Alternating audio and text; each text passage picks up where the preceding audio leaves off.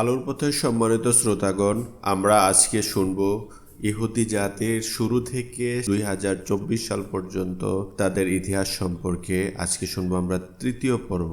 যখন হযরত ইউসুফ আলাইসাল্লামকে জেলের মধ্যে প্রেরণ করা হলো, তার সাথে আরো দুইজন কয়েদি ছিল। ইউসুফ আলাইসাল্লাম আল্লাহ কর্তৃক স্বপ্ন ব্যাখ্যার গুণ পেয়েছিলেন। কয়েদি দুজন স্বপ্ন দেখছিল, তাদের স্বপ্নের ব্যাখ্যা করে দিলেন ইউসুফ আলাইসাল্লাম। সত্যি সত্যি সেটা মিলে গেল। তার ভবিষ্যৎবাণী মাফিক একজন ছাড়া পেয়ে মিশরের রাজার মত পরিবেশক হলো, আরেকজন ক্রুশবিদ্ধ হলো। এদিকে মিশর রাজ নিজেও এক স্বপ্ন দেখলেন। নিজের শয়নকক্ষে দেখলেন তিনি দাঁড়িয়ে আছেন নীল নদের তীরে। পানি কমতে কমতে কাদা হয়ে যাচ্ছে, মাছ লাফিয়ে কাদায় উঠে পড়ছে। হঠাৎ নদী থেকে 7টা মোটা গরু উঠে এলো, পেছনে 7টা শীর্ণ গরু। এরপর আজব ব্যাপার হলো, ওই 7টা শীর্ণ গরু খেয়ে ফেললো 7টা মোটা গরু। তিনি ভয় পেয়ে গেলেন। নদীর পাড়ে 7টা শস্য দানা দেখা গেল, রং সবুজ। এরপর সেগুলো কাদায় মিশে গেল। এরপর ঠিক ওখানেই 7টা শুকনো শস্য পড়ে রইল। তার ঘুম ভেঙে গেল, অস্থির হয়ে গেলেন। তিনি লোক ডাকলেন জাদুকরদের। কি অর্থ এই স্বপ্নের? কেউ বলতে পারলেন না। বলল, আরে এটা দুঃস্বপ্ন। রাজার মত পরিবেশক যখন এই কাহিনী শুনল, তখন তার মনে পড়ে গেল কয়েক বছর আগে সে যখন জেলে ছিল, তখন তার সাথে কয়েদি, যার নাম ইউসুফ, স্বপ্ন শুনে বলে দিয়েছেন যে সে মুক্তি পেয়ে ফারাওয়ের মত পরিবেশক হবেন। রাজার এটা বলার পর তিনি ইউসুফকে জিজ্ঞাসা করতে পাঠালেন। ইউসুফ আলাইসাল্লাম জানালেন, 7 বছর অনেক শস্য ফলবে, প্রয়োজনের বেশি। এগুলো সংগ্রহ করতে হবে, কারণ এরপর 7 বছর চলবে খরা, তখন সেই শস্য ব্যবহার করতে হবে। এরপর 1 বছর প্রচুর বৃষ্টি হবে। রাজা তাকে তার কাছে নিয়ে আসতে বললেন। তিনি আবারও তদন্ত করলেন ইউসুফ আলাইসাল্লামের মামলার এবং জানতে পারলেন আসলে তিনি নির্দোষ। এরপর ইউসুফ আলাইসাল্লামকে নিজের একান্ত সহচর করে নিলেন। ইউসুফ আলাইসাল্লাম তার কাছ থেকে কোষাগারের দায়িত্ব চেয়ে নিলেন। ধীরে ধীরে আরও উঁচু পদে উঠতে লাগলেন তিনি। একসময় তিনি হলেন রাজার অধীনে মিশরীয় উজির, এক দাস বালক থেকে মিশরের রাজদরবারের গণমান্য একজন ব্যক্তি। আসলেই 7 বছর অনেক শস্য ফলল, উদ্ধত পুরোটা জমা করলেন ইউসুফ আলাইসাল্লাম। আর এরপর শুরু হলো 7 বছরের খরা। এত ভয়াবহ খরা যে আশেপাশে সব দেশ পর্যন্ত আক্রান্ত হলো। এমনই একদিন মধ্যপ্রাচ্য থেকে 10 লোক এলো মিশরে। তারা শুনছে মিশরে এক দূরদর্শী লোকের কল্যাণে অনেক জমানো ফসল আছে। তারা খরাতে খুবই আক্রান্ত। তারা শস্য ভিক্ষা করতে এসেছে বুড়ো বাপকে দেশে রেখে। দরবারে তারা এসে দাঁড়াতেই ইউসুফ আলাইসাল্লামের চোখে পানি চলে এলো। এ যে তারই সেই 10 ভাই যারা তাকে কুয়াতে ফেলে গিয়েছিল, যার কাছে খাবার ভিক্ষা করতে তারা এসেছে, সেই তার ভাই, এখন মিশরের উজির। তিনি তাদের ভর্তি করে শস্য দিতে বললেন। ইউসুফ আলাইসাল্লাম কথা ছলে তাদের থেকে তাদের সৎ ভাই বেনিয়ামিনের কথাও জেনে নিলেন। ইউসুফ আলাইসাল্লাম বললেন, তোমরা কি সত্যবাদী? তারা অবাক হয়ে বলল, মিথ্যে কেন বলবো? ঠিক আছে, পরের বার তোমাদের ছোট ভাইটাকে নিয়ে আসবে। ঠিক আছে, না হলে এক দানাও শস্য পাবে না। ভাইরা রাজি হয়ে গেল, চলেও গেল। তারা জানলো না ইউসুফ আলাইসাল্লাম একজনকে দিয়ে গোপনে তাদের শস্যের বস্তার ভিতরে রেখে দিয়েছেন সেসব জিনিস যার বিনিময়ে তারা শস্য কিনেছিলেন। ভাইদের থেকে অর্থ তিনি নেননি, পুরোটাই তাদের অজান্তে তাদেরই সাথে দিয়ে দিলেন। তাদের চলে যাবার পথের দিকে চেয়ে রইলেন। তাদের আবার আগমনের প্রতীক্ষায় সাথে থাকবে তারই আপন ভাই। মিশর থেকে নিজের দেশে ফিরে এলো 10 ভাই, সাথে এতগুলো উট বোঝাই শস্য। কিন্তু পরের বার শস্য আনার শর্তটা বাবাকে জানালো। তারা ছোট ভাই বেনিয়ামিন যদি পরের বার সাথে না যায়, তাহলে উজির আর শস্য দেবেন না। ভাইয়েরা বস্তা খুলেই দেখলো তাদের টাকা ফিরিয়ে দেওয়া হয়েছে। সবাই খুশি হয়ে গেল, কিন্তু কেন এমনটা করা হলো সেটা বুঝলো না। এই টাকা দিয়ে পরের বার আবার শস্য কেনা যাবে মিশর থেকে। যখন শস্য ফিরিয়ে এলো, তখন তারা আবার প্রস্তুত হলো মিশর থেকে শস্য কিনতে। এবার বেনিয়ামিনকে সাথে নিতেই হবে। কিন্তু বাবা ইয়াকুব আলাইসাল্লাম অস্বীকৃতি জানালেন। তিনি তার ছোট ছেলেকে যেতে দেবেন না, কারণ ইউসুফ আলাইসাল্লামকে বাইরে দেখে রাখতে পারেনি। ছেলেদের বিড়াবিড়িতে অবশেষে ইয়াকুব আলাইসাল্লাম রাজি হলেন।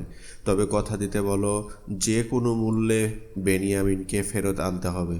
শুরু হলো তাদের দীর্ঘ ভ্রমণ। মিশরে পৌঁছালে পরে উজির তাদের সাদরে গ্রহণ করলেন। বেনিয়ামিনকে দেখেই তার জড়িয়ে ধরতে ইচ্ছে হলো, কিন্তু পারলেন না। তাই ইউসুফ আলাইসাল্লাম পরিকল্পনা করলেন, তাদের সম্মানে একটা ভোজ সভা দিলেন। সেখানে সবাইকে জোড়ায় জোড়ায় বসতে বললেন। ফলে 11 ভাইয়ের 10 জন জোড়ায় জোড়ায় বসলো, কিন্তু জোড়া ছাড়া রয়ে গেলেন বেনিয়ামিন। এটাই চেয়েছিলেন ইউসুফ আলাইসাল্লাম।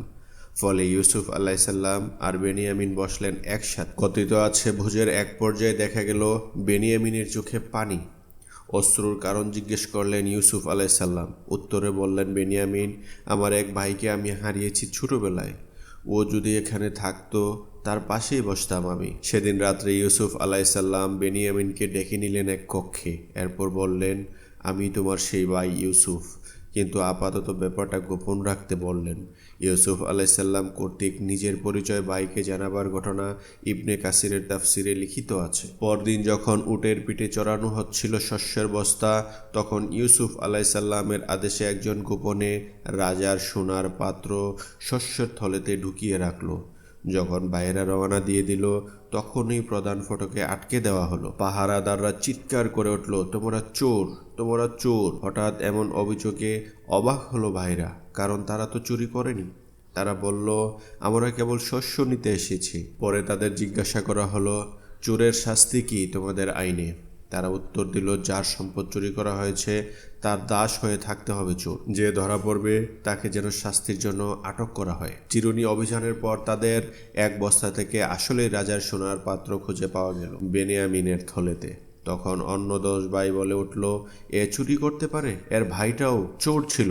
তারা জানতো না সেই ভাই এখানেই আছে। নিয়ম মাফিক বেনিয়ামিনকে রেখে যেতে হবে। তখন বড় ভাইদের মনে পড়ল বাবার কাছে কি কথা দিয়ে এসেছিল তারা অনুরোধ করল বেনিয়ামিনের জায়গায় আরেকজনকে রেখে দেওয়া হোক, কিন্তু ইউসুফ আলাইসাল্লাম তা মানলেন না। সবচেয়ে বড় ভাই তখন রয়ে গেলেন, বাকি ভাইদের পাঠিয়ে দিলেন বাবাকে খবরটা জানাতে। অন্যদিকে ইউসুফ আলাইসাল্লাম তার ভাই বেনিয়ামিনকে বলে দিলেন আসলে এটা তার পরিকল্পনা, নিজের কাছেই তাকে রাখলেন তিনি। সেই অনেক কাল আগেই ইয়াকুব আলাইসাল্লাম ছেলের জন্য কাঁদতে কাঁদতে অন্ধই হয়ে গিয়েছিলেন।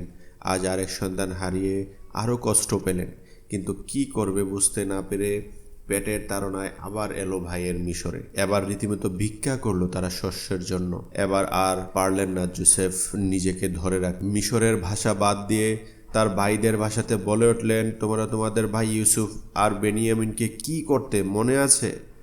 উজিরের দিকে তাকিয়ে তারা অবাক হয়ে বলল, তুমি ইউসুফ? হ্যাঁ, আমি ইউসুফ। আমার ভাই বেনিয়ামিন এই যে। ভাইয়েরা একেবারে ভয়ে জবুথুবু হয়ে গেল। এখন কি করবেন? তাদেরকে ইউসুফ আলাইসাল্লাম এত পাপের শাস্তি। কিন্তু ইউসুফ আলাইসাল্লাম তাদেরকে ক্ষমা করে দিলেন, তাদের জড়িয়ে ধরলেন, আনন্দের অস্ত্র বিসর্জন করলেন। এরপরের কাহিনী সম্পর্কে ইয়াকুব আলাইসাল্লাম চোখের উপর ইউসুফ আলাইসাল্লামের একটি জামা রাখবার পরপরই তারা দৃষ্টিশক্তি ফিরে আসে। তাকে মিশরে নিয়ে আসা হলো। ইউসুফ আলাইসাল্লামের মাকেও আনা হয়েছিল। পুরো পরিবার আবার একত্রিত হলো।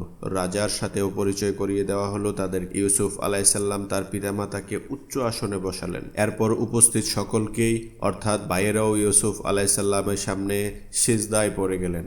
তখন ইউসুফ আলাইসাল্লাম বলেন, তিনি যে স্বপ্ন দেখেছিলেন আল্লাহ সেটা সত্য করেছেন।